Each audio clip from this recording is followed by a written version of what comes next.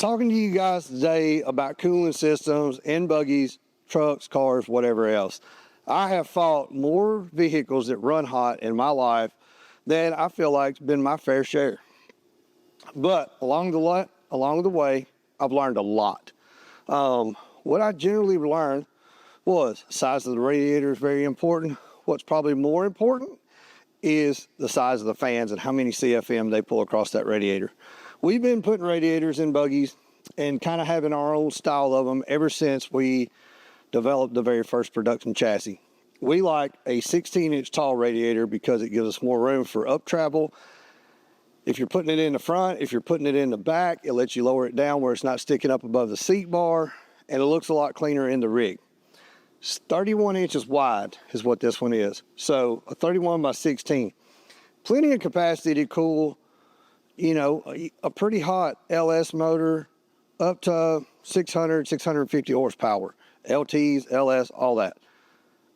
The problem we've had is somewhere along the lines, quality changed in what we were getting. And what we really realized was we need to go out and try to design something that absolutely fits the needs of us as off-roaders. We've got two sizes of radiators right now, probably going to end up with three, something that's really big. So this one right here is going to be the medium one, which for now is going to be the big one.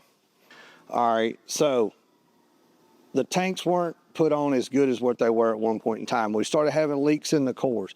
We started having things that ran hot that never were running hot before because of, apparently, what that ended up being was the fan manufacturing changed. Same manufacturer, it was a Spal fan, but it was their cheaper line, which was a lower CFM. So what we decided to do was we're going to build a radiator that's sourced off of a good radiator core tank system with a soldered core system, TIG welded on tanks. It's really nice. Then we developed our own shroud that's got the proper setback for the fans, and we're going to actually incorporate what we've incorporated is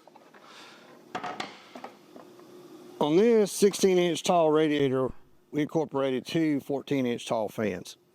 So biggest fan we could get from Spal, if you notice, it goes over here from tank all the way over here to where we just have enough clearance to put on our A&M fittings.